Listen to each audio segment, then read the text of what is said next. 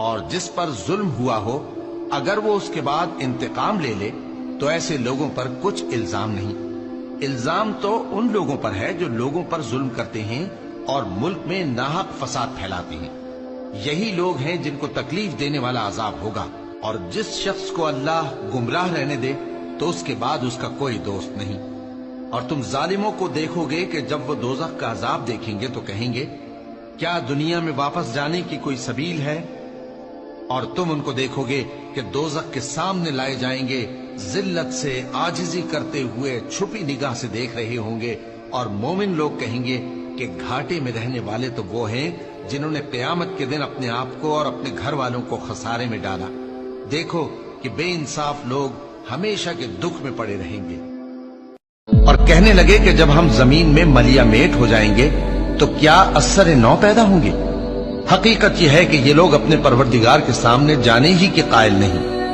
کہہ دو کہ موت کا فرشتہ جو تم پر مقرر کیا گیا ہے تمہاری روحیں قبض کر لیتا ہے، پھر تم اپنے پروردگار کی طرف لوٹائے جاؤ گے، اور تم تعجب کرو جب دیکھو کہ گناہگار اپنے پروردگار کے سامنے سر جھکائے ہوں گے اور کہیں گے کہ اے ہمارے پروردگار، ہم نے دیکھ لیا اور سن لیا، تو ہم کو دنیا میں واپس بھیج دے کہ نیک عمل کریں، بے شک ہم یقین کرنے والے ہیں۔ اور اگر ہم چاہتے تو ہر شخص کو ہدایت دے دیتے، لیکن میری طرف سے یہ بات قرار پا چکی ہے کہ میں دوزخ کو جنوں اور انسانوں سب سے بھر دوں گا۔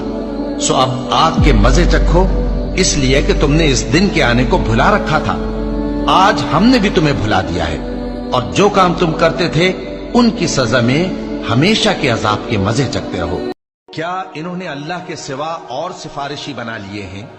کہو کہ خواہ وہ کسی چیز کا بھی اختیار نہ رکھتے ہوں اور نہ کچھ سمجھتے ہی ہوں تب بھی کہہ دو کہ سفارش تو سب اللہ ہی کے اختیار میں ہے، اسی کے لیے آسمانوں اور زمین کی بادشاہت ہے، پھر تم اسی کی طرف لوٹ کر جاؤ گے۔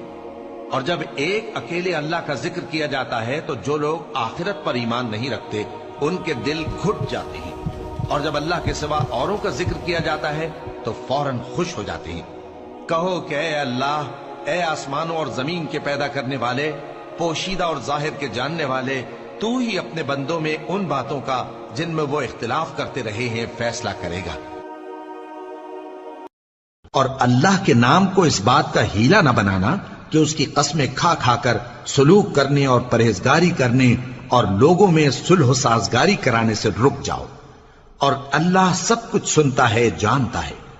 اللہ تمہاری لغو قسموں پر تم سے مواخذہ نہیں کرے گا، لیکن جو قسمیں تم قصد دلی سے کھاؤ گے ان پر مواخذہ کرے گا، اور اللہ بخشنے والا ہے، بردبار ہے۔ جو لوگ اپنی عورتوں کے پاس جانے کی قسم کھا لیں ان کو 4 مہینے تک انتظار کرنا چاہیے۔ اگر اس عرصے میں قسم سے رجوع کر لیں تو اللہ بخشنے والا ہے، مہربان ہے، اور اگر طلاق کا ارادہ کر لیں تو بھی اللہ سنتا ہے، جانتا ہے۔